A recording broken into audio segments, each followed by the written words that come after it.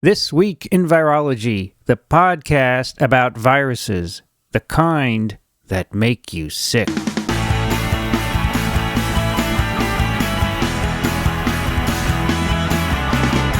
This Week in Virology, episode number 100, recorded September 21st, 2010.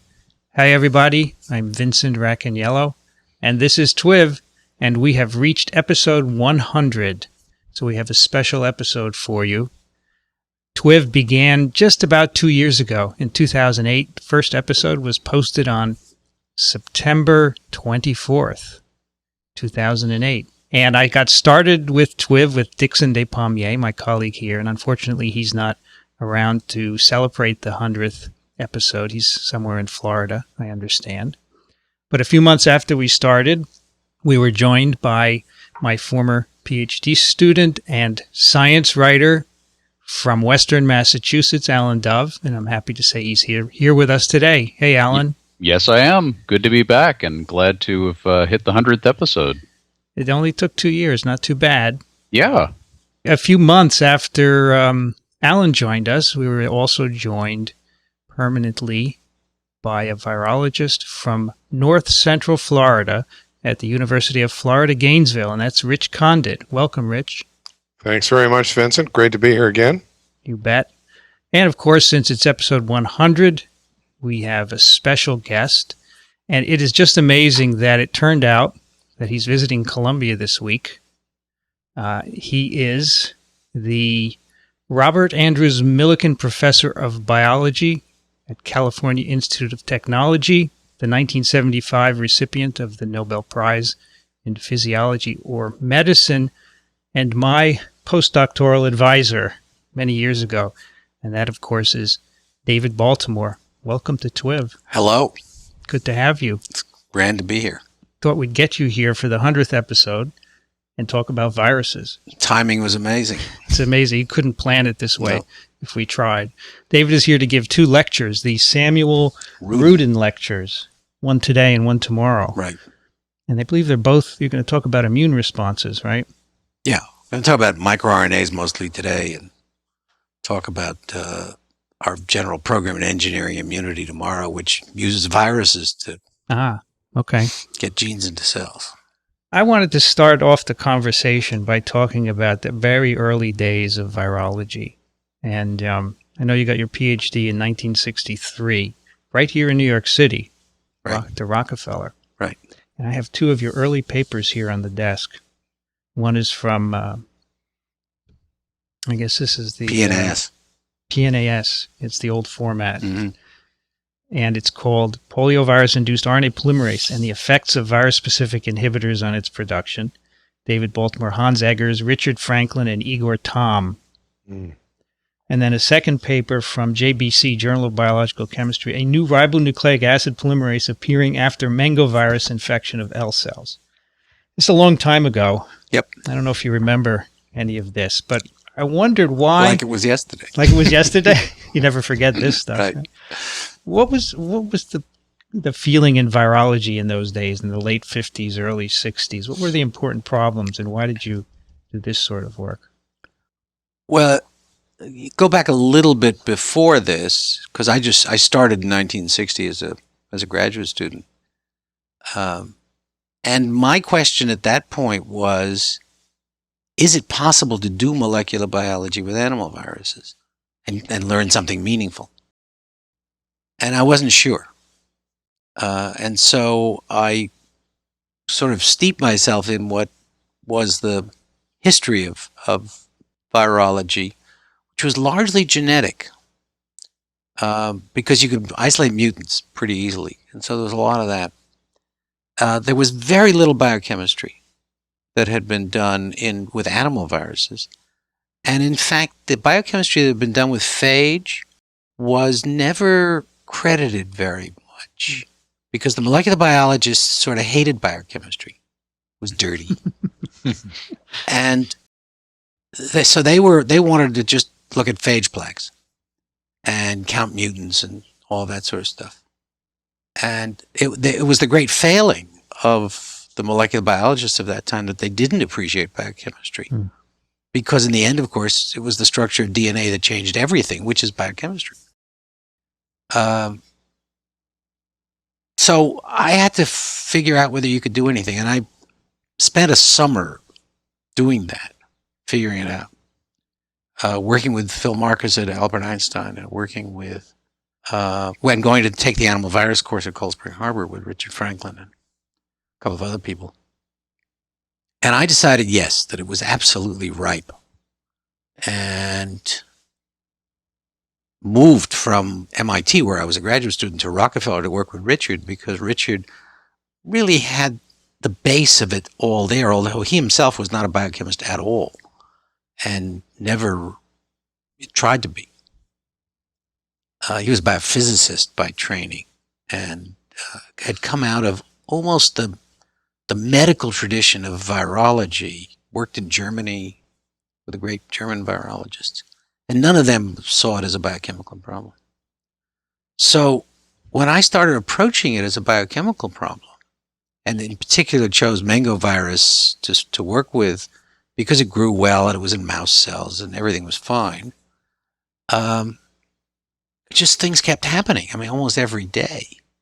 And the papers that you've chosen are two of actually quite a number of papers that I wrote as a graduate student, because it was just every time you turned around, there was a new phenomenon to be discovered, new polymerase, a new effect on the cells. And we had some pretty rudimentary tools, but they worked pretty well, autoradiography, things like that. And so it was a great time. And the paper on the poliovirus polymerase actually comes after the work on mango, because mango was what I really concentrated on. But then I realized that most of the world was more interested in polio than it was in mango. And since we had polio work going on down the hall by Igor Tom and Hans Eggers, who were the other authors of that paper, I switched into working on polio. In fact, one of the figures in that polio paper, figure 1, just shows induction of RNA polymerase activity after infection. I use this in my courses to show the earliest detection of RNA polymerase. Yeah. So I guess that was an interesting problem. I know you say in this paper, the RNA viruses represent an anomaly in the biological world because they don't have DNA. So the problem was, how did they replicate their genomes? Right. Man, that's an interesting perspective from the 60s, that RNA viruses are an anomaly. Well, they're an anomaly in the biological world because everything else in biology has DNA as its basis. So were these does this represent the first characterization of an RNA-dependent RNA polymerase? The work on mango was the first characterization of an RNA-dependent RNA polymerase. It wasn't this paper, actually. There was one earlier paper. And was that fairly easily received simply because people had not done anything on this, or was there a lot of resistance to the idea of RNA replicating? I don't think there was a lot of resistance, because there was a very dramatic experiment, which I had done some of it. It had been done before me, really. And that was the lack of effective actinomycin on the synthesis of viral RNA. And so we were able, and as part of my thesis, to show the movement of RNA synthesis from the nucleus to the cytoplasm in an infected cell. Because in an uninfected cell, it's all in the nucleus. Right. An infected cell, it inhibits all the synthesis in the nucleus, and now you see it in the cytoplasm. So there were so many things that we knew about it that by the time we found the polymerase, I think it was pretty easily accepted. The people working on RNA phage were also looking for the polymerase, and I sort of slipped it in a little before them. So I remember once you mentioned, and I don't know if this is true, that one of the thoughts was that these RNA viruses went through a DNA intermediate. Well, that was a question. It might have been a DNA intermediate, but the actinomycin experiment really seemed to disprove that. So you did your PhD work on the polio and mangovirus polymerases. So that got you thinking about, so you were doing biochemistry of viruses. Right. And you were thinking about RNA. From 1961, I was doing biochemistry. So was the motivation for this primarily an interest in virology, or primarily, as with the phage guys, an interest in a model system for basic processes, and in this case, a eukaryotic model system? It was the latter. Right. I very consciously said to myself, you couldn't do the kind of biochemistry I wanted to do, or molecular biology for that matter, with higher cells in 1960. Right. But because phage had been such a great probe of bacteria, maybe animal viruses would be a probe of the physiology of animal cells, and maybe there were fundamental differences. Right. And I remember when Norton Zinder found the RNA phage, and he came to me and everybody else in virology, and he said, well, you guys don't have to work on those mammalian viruses anymore, because now we have an RNA phage, and we'll learn everything that's important. Well, of course, it's not true at all, because of really such fundamental differences between mammalian cells and bacteria, that a virus has to know how to grow in the milieu of the cells that it infects. And so we've learned a lot from viruses. So after you finished this, you went on to a postdoc, is that correct? Or Yeah. and you continued to work on viruses. Well, I went with Jim Darnell, Okay. and Jim had developed a different kind of analysis, more the sucrose gradient analysis of polysome based and that sort of thing. So it wasn't really biochemistry. It was, I don't know what you call it, but Cell biology. cell biology. Yeah, the cell biology of viruses. And I wanted to develop those skills. So I went to work with him and learned how to do that sort of stuff. And then I really wanted to become a professional enzymologist. So I worked with Jerry Hurwitz. These are both at Einstein, right? No, Jim was at MIT then. Ah. And he then moved to Einstein. I moved to Einstein, but I moved there to work with Jerry Hurwitz. Right. And I did that for 8 months. And it was very important training. Because then you went on to have your own lab and start looking at the enzymes of RNA synthesis, right? Right. And I moved to the Salk Institute and was doing a combination of cell biology and biochemistry there. But still with polio, right. And stuck with polio sort of monotonically until 1969, when Alice, my wife, convinced me to have a look at VSV. So she was working on VSV. Yeah, Alice's thesis was done on VSV, on the DI particles of VSV. Right. She didn't call them that at the time. And did we know that there was an RNA polymerase in No, we had no cells? idea. No, there had been no work at all. The first thing we had to show was that it was a negative strand virus, and then the question became, how does a negative strand virus start an infection? Right. And the answer was it had a polymerase in the particle. So we found that polymerase. So for polio, you didn't. Obviously, we now know there isn't a polymerase in the particle. Right. But at what point back then did you realize that there was no polymerase in the particle? I never thought there was, because polio was a plus strand virus. It has messenger RNA in it. So it has the messenger strand, so it's simple to see how it just goes in and starts making protein, and one of the proteins is polymerase. Yeah. Whereas with VSV, if you took the RNA out of the particle... Right. Non-infectious. Non-infectious, didn't make any proteins. Right. So Alice convinced you to look in the particles of VSV. No. Alice convinced me that VSV was interesting. Okay. And then I had a student who came in the lab, and I said, well, why doesn't she start working on this, Martha Stamfer? And Martha worked sort of jointly with me and Alice. And then she showed that it was a negative strand, that there was a negative strand virus.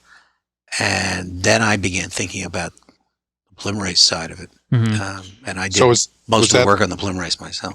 Was that the first example of a negative strand virus? Yes, it was. And was that figured out by transfection type stuff? It was figured out by hybridization, and I actually can't reconstruct the experiments. Okay. All right. So someone in your lab found the polymerase in the particle. I did much of that. I was still working in the lab. And using the same techniques you had learned with Jerry Hurwitz, right? This stuff was falling off a log by that time. Yeah. I'd been doing it for 10 years. Low-hanging fruit. Low-hanging fruit. So I'm wondering how the retrovirus connection came in there, because now you know polio induces a polymerase. VSV has one in the particle. Yeah. So what made you start thinking about retroviruses? Well, we could make a little scheme, which in fact I ultimately made, that described the relationships of the nucleic acids of viruses. And the one kind of virus that didn't fit into that scheme was the what we call retroviruses now, which were called RNA tumor viruses then. And so so it bothered me. How did they fit into the picture? I knew about Howard Temin's hypothesis that there was a DNA intermediate. I knew Howard from when I was in high school. I'd met him at the Jackson lab. Oh. And sort of followed everything he was doing after that, although we didn't see much of each other. And so the question was in my mind, and I said, well, I'll get some virus. And that turned out to be not so easy. But once we got the virus, it was an easy experiment to show that the reverse transcriptase existed. Which virus was that, Rouse? I actually did the work first on Rauscher murine leukemia virus because I was able to get a lot of it from the NCI. They had a repository where they were storing this stuff and had no idea what it was good for, and also had no idea how much they had. They said, "How much do you want?" I said, "I don't know. What's the units that you have it in?" And they said, "Milliliters." Great. Sure. And so you used the same approaches for VSV? Yeah, exactly. And it fell out, and there was a polymerase in the particle. Right. The only difference, did you know it was converting RNA to DNA? Well, I used DNA substrate, Right. so it was clearly making DNA, and it was actinomycin resistant. So it couldn't be using DNA as a template, and it was ribonuclease sensitive, so it was an RNA template.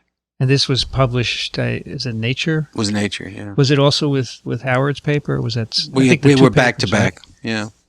And I remember going over those papers in our reverse transcription episode of TWiV, and how I think the Nature had a little commentary. It has not escaped our attention of how this might lead to transformation of cells or changing their biological properties. So that was what year roughly?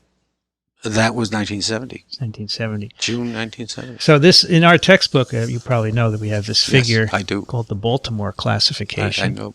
And Lynn Enquist and I made sure it got into here, because about when, and this is taking all the different strands and types of nucleic acids of viruses and tracing how they get to mRNA. Right. So when did you start thinking about assembling that? Oh, right after I discovered the reverse transcriptase, I realized that we had now a whole package that we could put in that would describe all of virology in a little thing.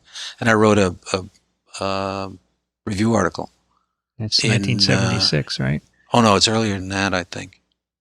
Was it Bacteriological Reviews? Bacteriological Reviews before it became Microbiological Reviews, yeah. I think it was 1971. Okay.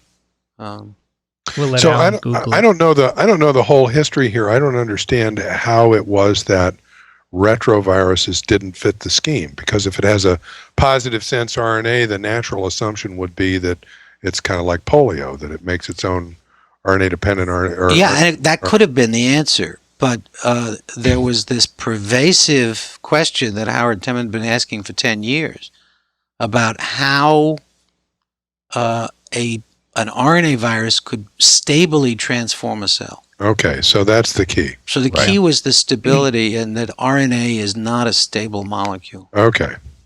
So he had shown that you could infect cells with these retroviruses. We didn't call them retroviruses at the time. Yeah. They were called RNA tumor viruses. Rouse And sarcoma virus. Morphologically transform, right? Right, and then you could grow those cells sort of forever, and they stayed morphologically transformed.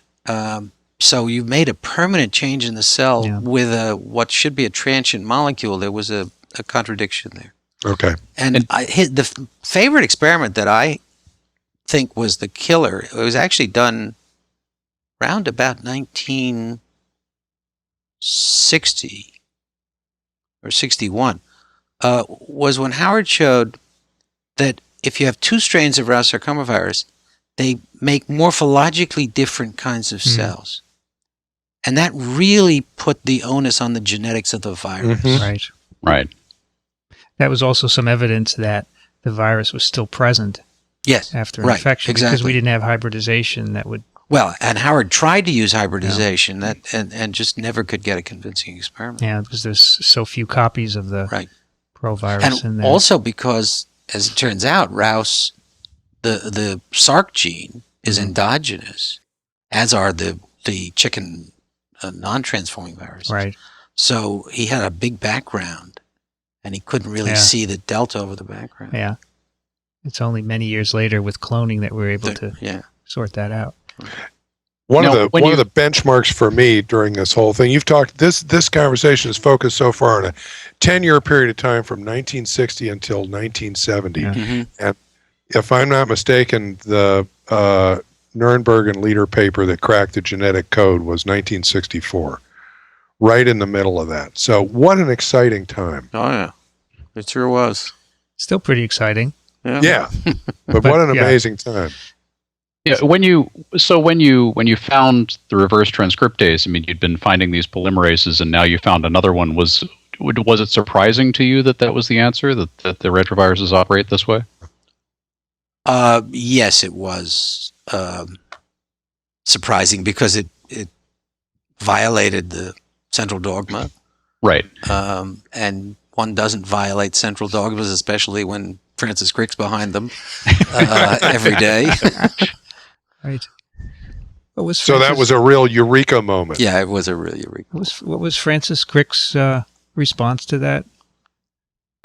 He wrote a little letter to an editor saying, I wasn't surprised. He said, that was perfectly possible. Okay. It's a good answer instead of disagreeing, right? No, he didn't disagree. So this got you into retroviruses, which then you spent the next, I don't know, 20. Until now. Until now, you're still using retroviruses in one way or another. Right. But then you did every aspect of the life cycle in many, many ways. You looked at transformation, you looked at integration, replication. When I joined your lab in 1979, Steve Goff was there, and Ellie Gilboa, Chuck Shoemaker, all working on molecular biology of retrovirus replication, mainly using mouse murine leukemia viruses as models. Right. And that encompassed the period of cloning as well. Molecular cloning. Molecular cloning sort of started in the mid-'70s, and by the end of the '70s was rolling along. But of course, we had certain things we couldn't do. So that's an interesting point. That was the Asilomar Right. conference, which you participated in. Yeah, I was one of the organizers. Can you just briefly recount what that was about for people who don't know? Well, in 1973, if I remember correctly, at the Gordon Conference, the experiments of Boyer and Cohn were announced. And the people who organized the meeting realized that there was enormous discontent in the audience about the implications of being able to combine DNA from any organism with any other organism. So after all, it's all chemistry. Because of the implications that you could put nasty virus genes into cells, or, I mean, you could start imagining all sorts of things. And no one knew what the safety environment for doing those sorts of things might be, and whether it really was safe to do them or not to do them. And so the Asilomar conference was organized to bring together as many experts as there were in the world about these kinds of issues, to debate them and to produce a framework of thinking that would allow the experiments to go forward, or inhibit them from going forward if that was the decision that was made. And after a number of days of debate, it was decided that we had to make distinctions between experiments of potential danger and experiments of virtually no potential danger. And so we sort of lined those up And the worst one was putting antibiotic resistance into a bacterium. I mean, that's something you definitely didn't want to do. And certain viruses were, on the face of them, dangerous enough that even though it wasn't clear that cloning them was going to make them worse or better, we wanted to go at that slowly. So viruses and animal viruses and things like antibiotic resistance genes were put in a category of you either can't do them or you have to do them under very high security. And then things were graded down from there. And that framework, it was accepted by the NIH and put into the rules of the Recombinant DNA Advisory Committee. And that committee, over the next 10 years, really, was constantly testing whether we'd come across any danger as we began to lower the barriers a little bit. And finally, they lowered the barriers a lot because there was no evidence of danger, and the experiments that were being done to look at whether there was danger were generally coming back as saying things were pretty safe.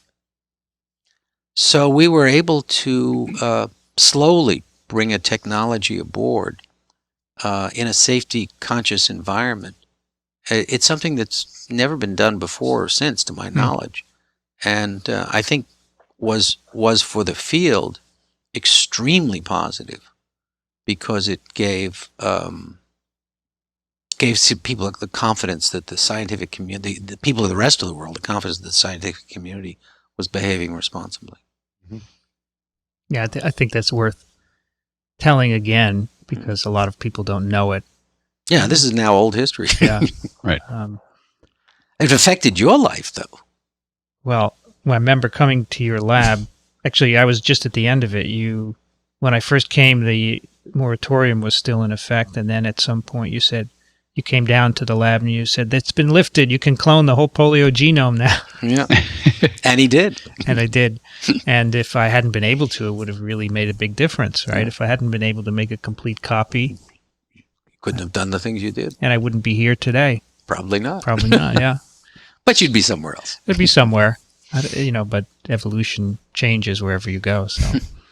So, I'm sorry, Alan. Yeah, there's been kind of an echo of this conversation coming up with synthetic biology, which Yes. has a certain amount of hype surrounding it, but there's also a certain amount of real science going on in it. And do you think that it's appropriate for that discussion to occur with these new types of approaches that people are doing? Do we need to have an Asilomar type conversation again about what should and shouldn't be allowed?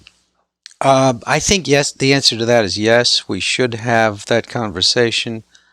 I'm not sure that Asilomar is any more a model for how to do it because it's the secret of Asilomar was that we got the press to agree to come, but not to write until it was all over.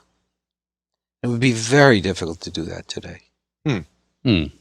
And so you would be in a much more public setting.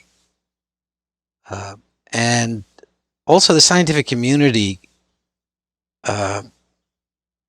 was able in those days to say, well, we'll only have scientists Right. at this meeting because this is an issue of the safety of science. Again, it would be hard to do that for something which has much more public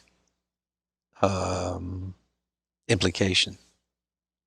Right. I guess it's the nature of science and journalism that you can't keep anything quiet now. No. Right. Well, and of public policy, there's a lot more.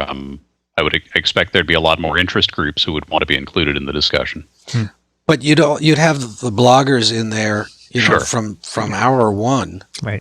Yeah, everything is international within 5 minutes. Right. Everybody would be tweeting it. Right. It's just making life much more complicated. So it's a different framework. But in any case, the notion is right, I think, that synthetic biology is something we have to be very conscious of the strengths and weaknesses of. We actually played a clip on TWiV a few months ago. Your comments on the Ventnor Venter experiment. Yeah. You were on a radio show, and it was on a blog somewhere, the clip. So we played it because it was a good assessment of the novelty of it, of the whole thing. And you compared it to viruses. And, of course, we having done it together, and Charles Weissman having done it with a phage before that.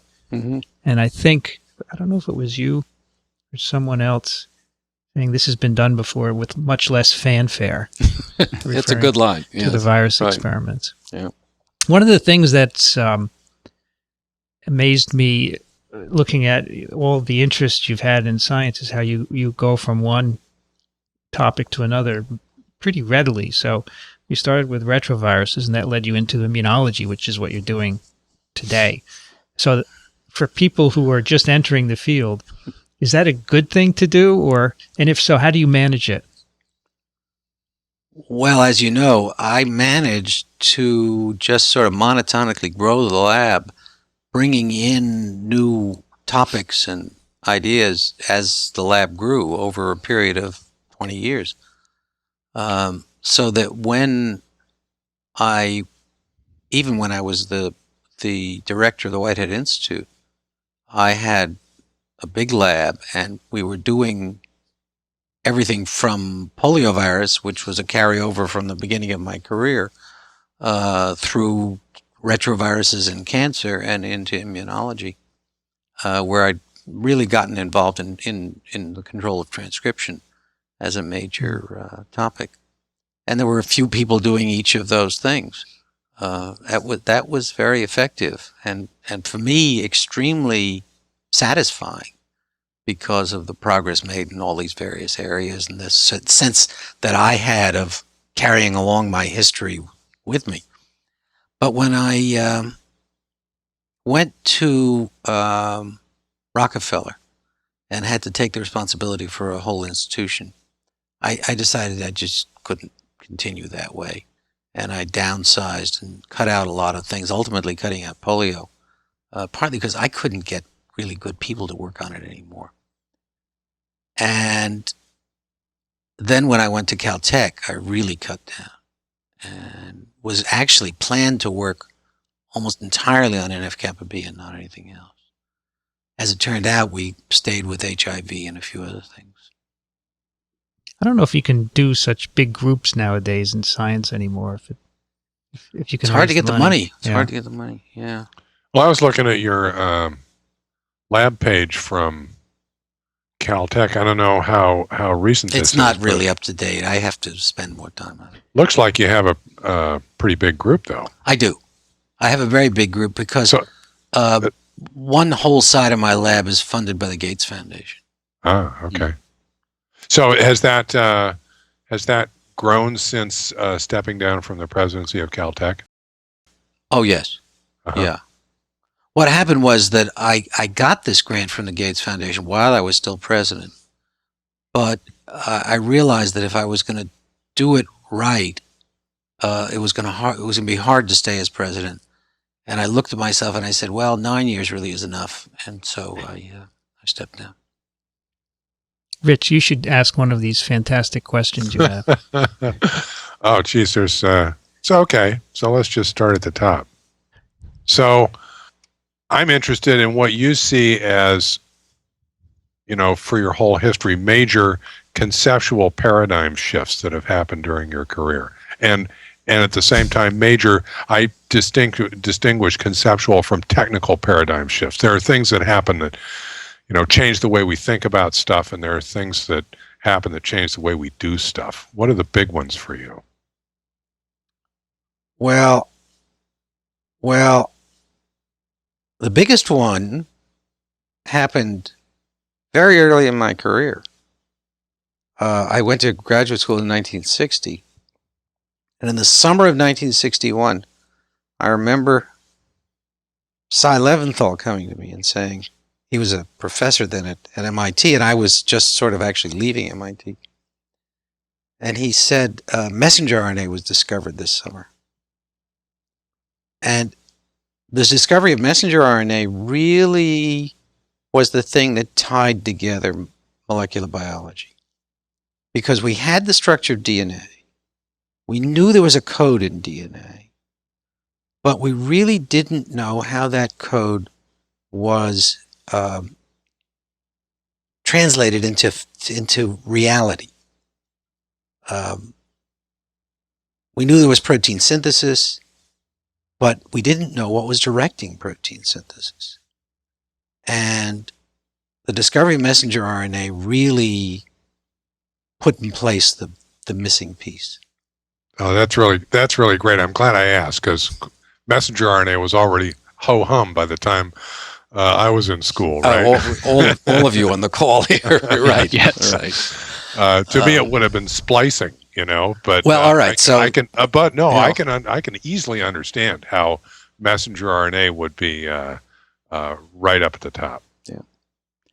And then there were the things that have happened since. Splicing was a huge paradigm shift, which we're still not getting over, because we don't understand well the control of splicing. Uh-huh. And that is central to a whole lot of things going on in differentiating systems. MicroRNA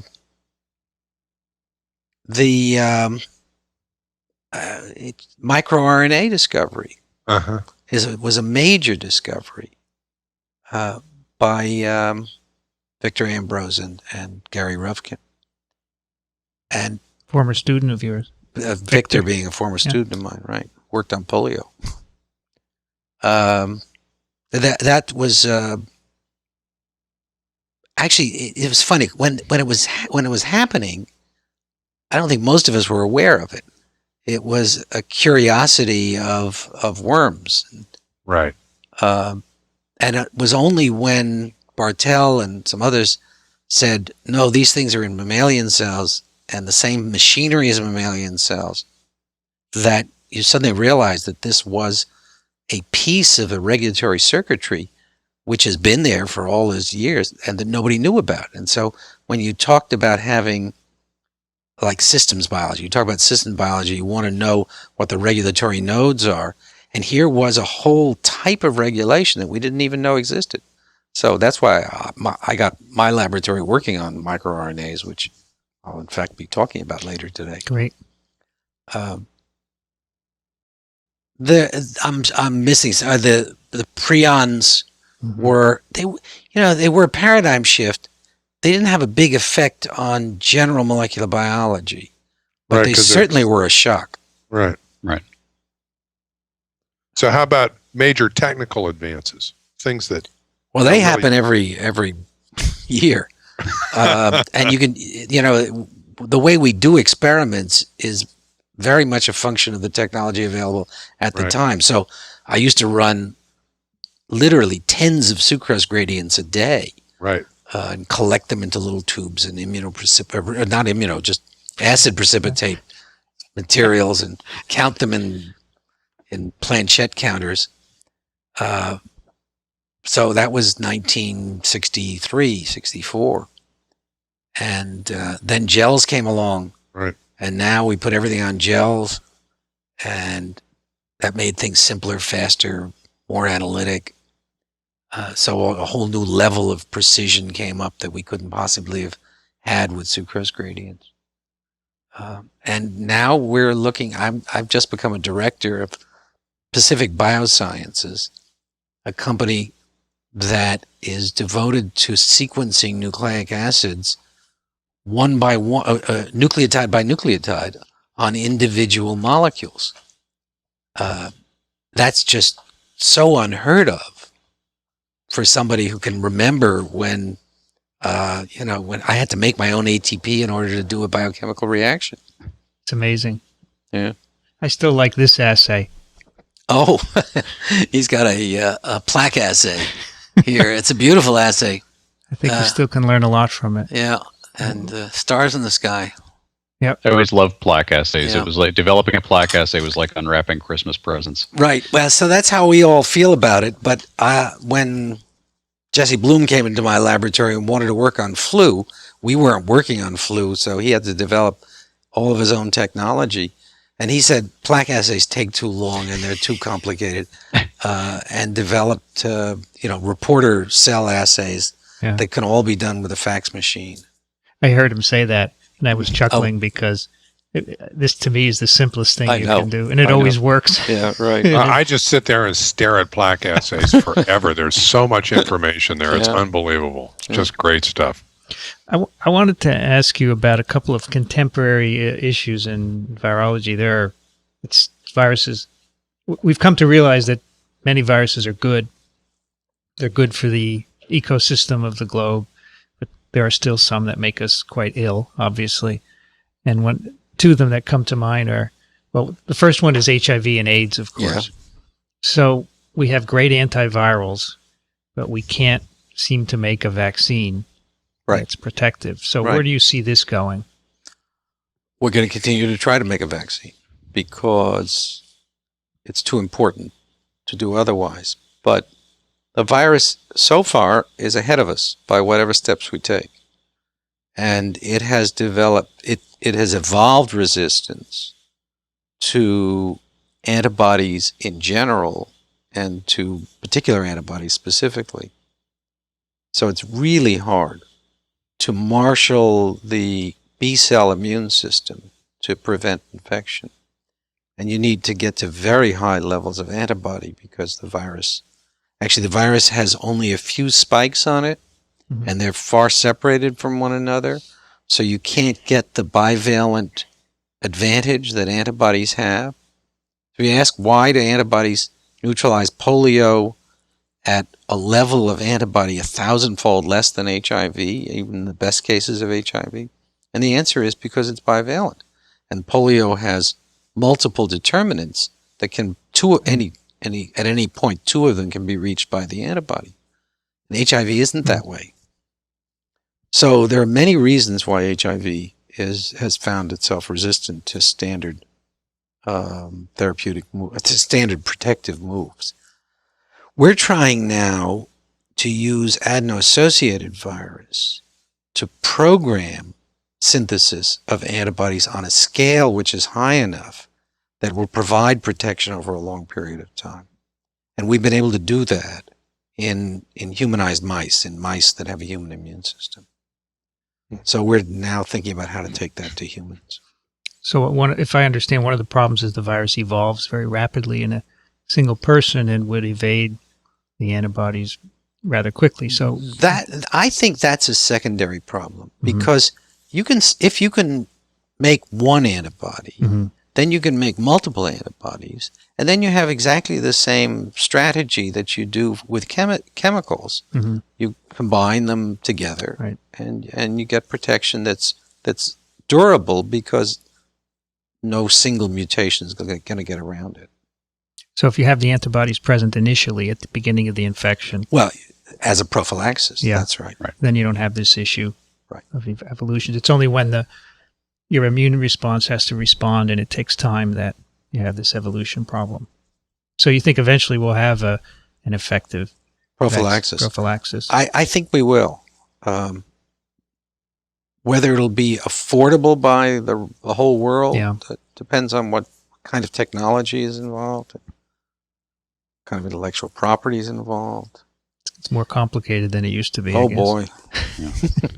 Yeah. The Gates Foundation is being very strong about that and insisting that anybody whom they give money to agrees to make the technology available to the less developed world on a nonprofit basis. What part of your work does the Gates Foundation fund? This work on antibody production. That open source approach is kind of interesting given where the Gates money came from. Yeah. Yeah. Well, he's coming around in circles. But yes, he's seen the light. So that's the problem with the antivirals, is that not everyone can afford them, right? Yeah. But that problem actually has been solved, because now in Africa they get all their antivirals from India. Cheaper. And the people who own the patents have agreed they'll turn their back and allow it to happen. Okay. So the other interesting contemporary virus I wanted to get your thought on, and you probably are aware of this, XMRV. Haha. And yes, association with prostate cancer and chronic fatigue syndrome. Right. And this is a murine leukemia-like virus, which goes back to what you used to work on. Right. Xenotropic murine leukemia virus. And now, most recently, Harvey Alter published a paper where he finds polytropic murine leukemia viruses in CFS patients. So it's a lot of, as you know, there's a lot of controversy because there is a very vocal patient group who feels that this should be dealt with. And so the scientists, on the other hand, are very cautious. So what are your thoughts on that one? Oh, you've got to be cautious with this kind of thing. I mean, it reminds me of just after we discovered the reverse transcriptase. Now, everybody was going to find human equivalent viruses. And so they started looking in all sorts of human cancers, in particular breast cancer.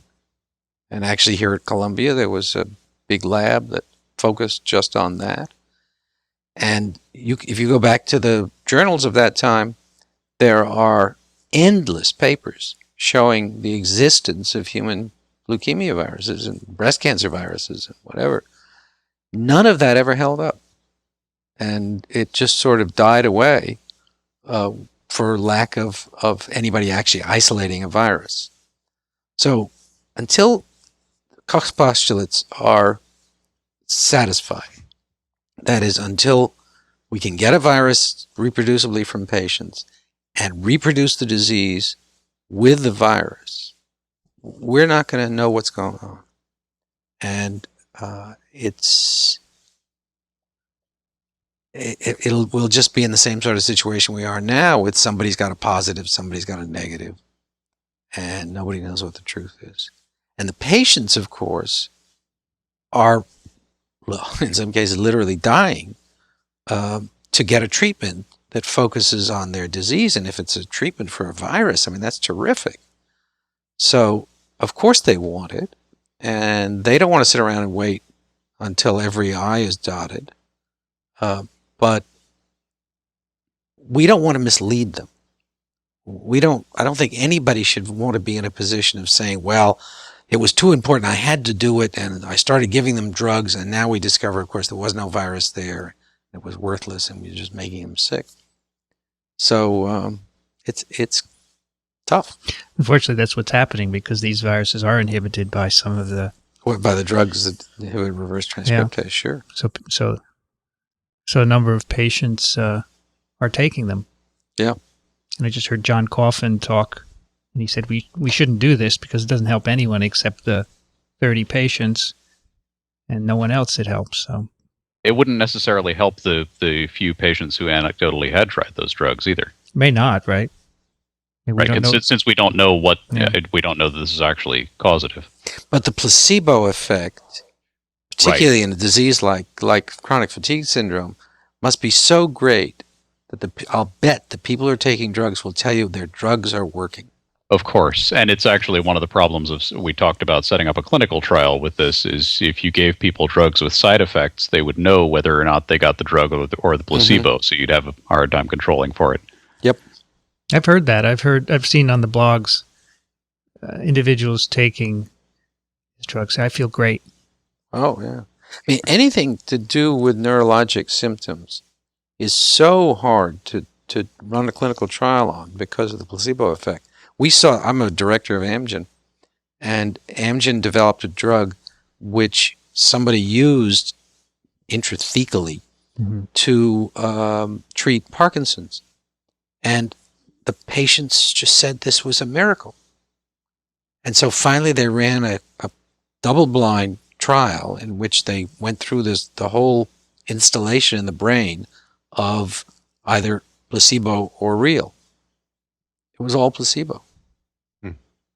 Wow. Yeah. Well, and the patients didn't want to believe it. Right. Yeah, of course. Well, you need to have properly done clinical trials for sure. And even at that, it's not easy. Yeah.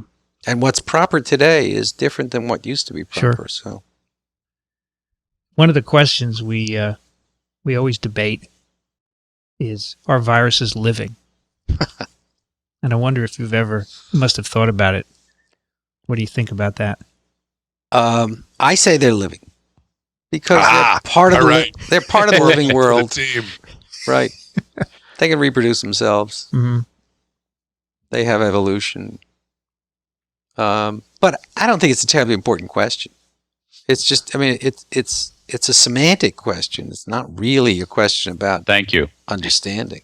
Well, Right. in debating it, it may help reveal things, Yeah, right? no, I'm happy to talk about it, Yeah. but I agree with that. I mean, I don't think that the answer one way or another is going to make much of a difference, but The discussion has been fun. discussion is fun. yeah, And now with these big Mimi viruses, which are yeah. much bigger than any virus, they challenge the notion of what a virus is. That this is reanimating this discussion.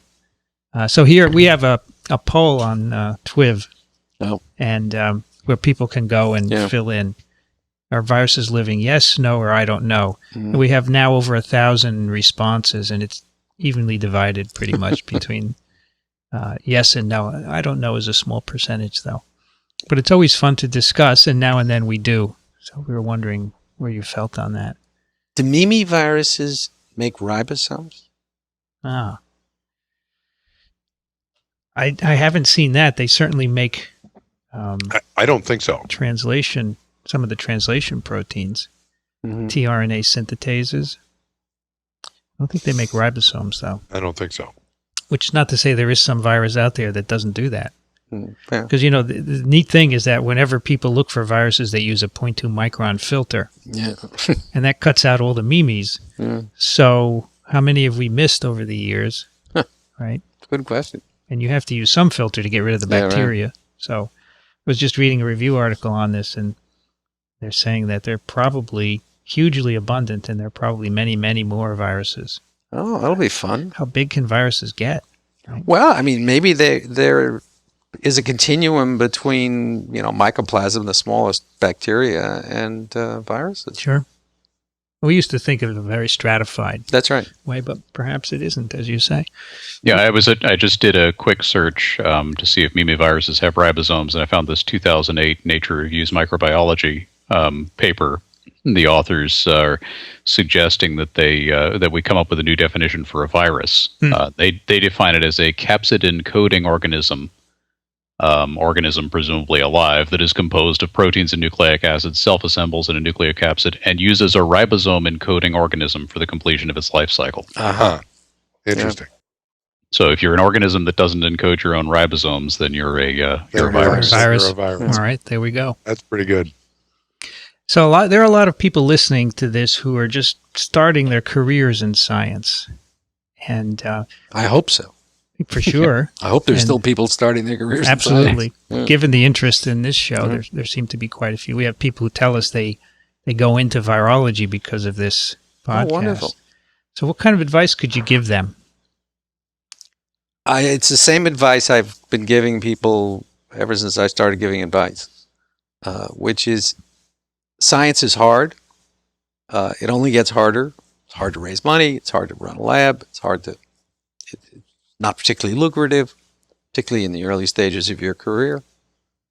So you should only go into science if you can't imagine yourself doing anything else, if it's the only thing that gives you real pleasure in life. And I think there are enough such people. I think we're that kind of people. And if you are part of that way, then you should definitely go into science, because the world needs you in science, needs people in science. It's not as if it's a solipsistic activity. It's a definite contribution to society, but at the same time, it's a tough one.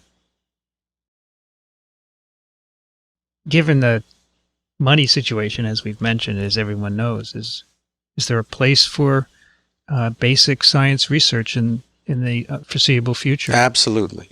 I know that the people who are running NIH are committed to basic research. They are trying to do more translational work, and I'm supportive of that. I think that the aggregation of information that we have about living systems today is so enormous and so rich that we should be applying it. We should be thinking about how to apply it. But at the same time, there are lots of things we don't know, lots of things that we're going to learn. They're going to make things simpler for us, going to make things clearer for us.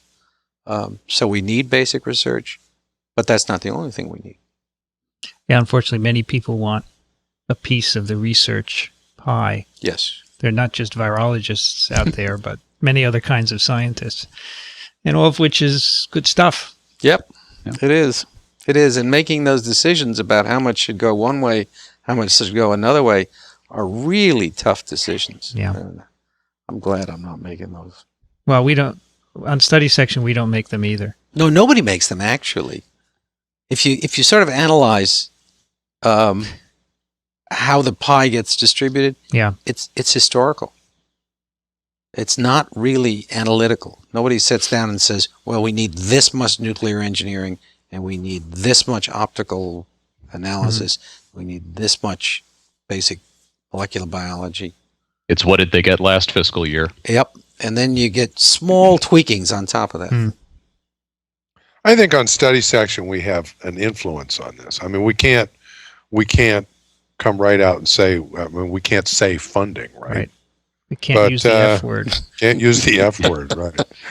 But you know, our perspective goes into the decisions that are made, and I think that's a place where you know, all of our peers, all the active scientists, can have an influence on how things run. But you know, at a meta level, the budget for the NIH hasn't changed much now in the last 5 or 6 years. Well, this is one of the things I wanted to ask you is whether, you know, whether the funding situation is really, I mean, it feels bad. Okay. What's your perspective? Yeah. I think. Yeah. And it is bad because in ramping up to double the NIH budget, which happened over the previous 5 years, Right. there was no brake put on the universities and research institutes. So they said, well, if you're doubling the NIH budget, we're going to double our infrastructure so that we can have double the number of people. And we ended up exactly where we started off. Right. Yeah. With everybody fighting for the last dollar.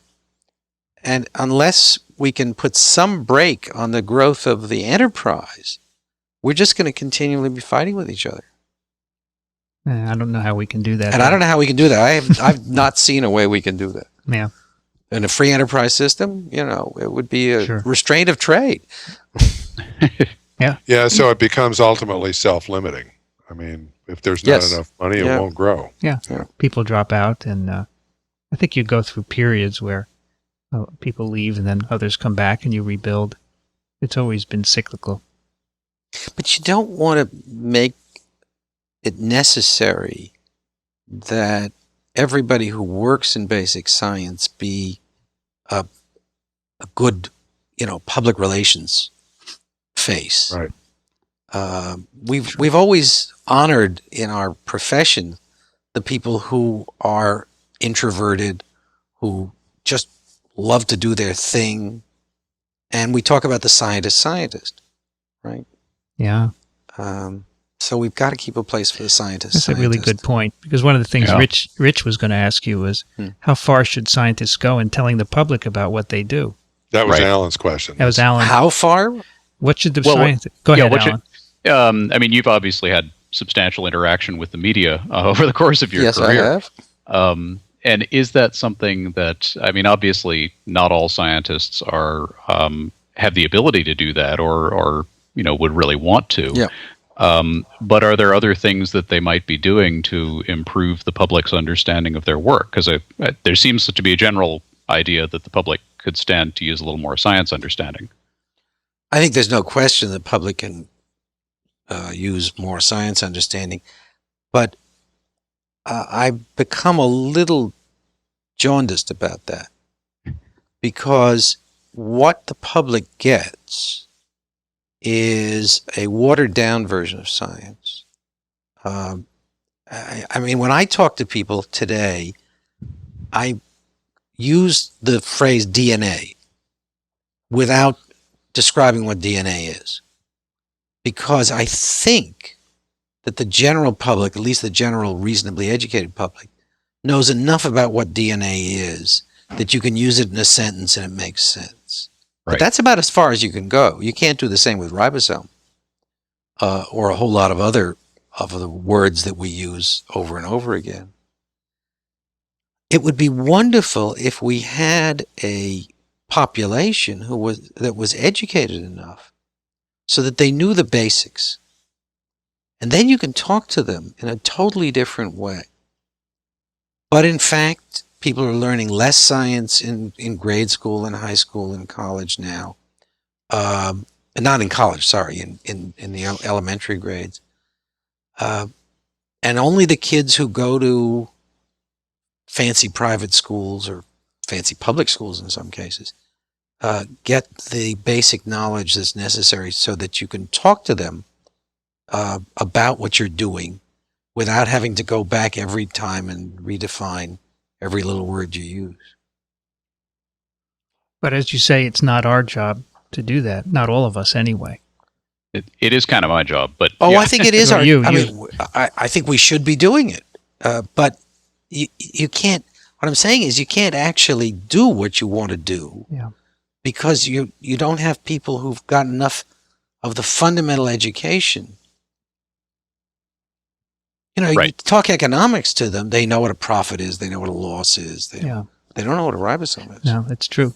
You know what transcription is or translation. Oh, yeah, right.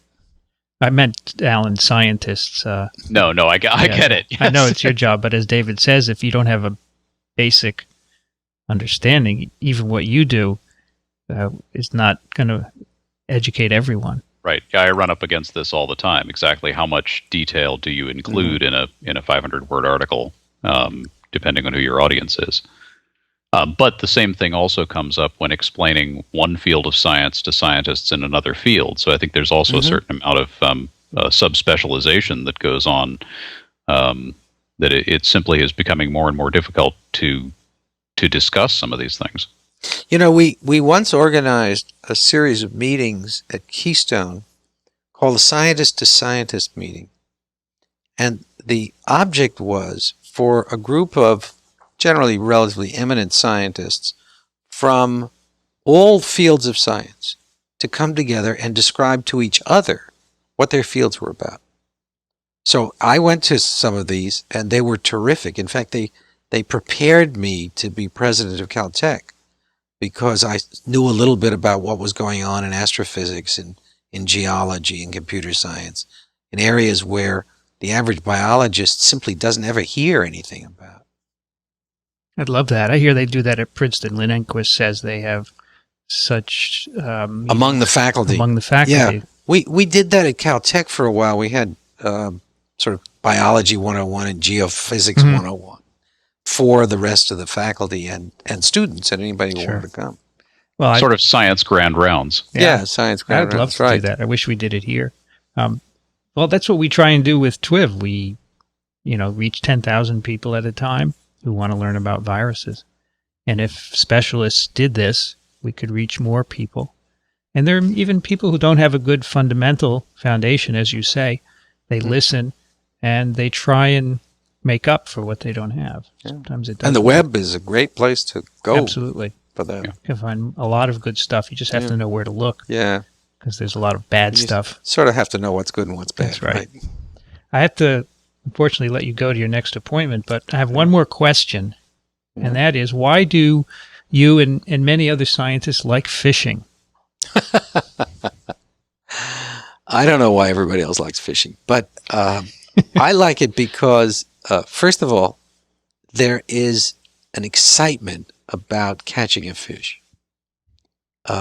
Suddenly you're connected to this piece of the natural world that has come out of the water where you didn't know it was there before.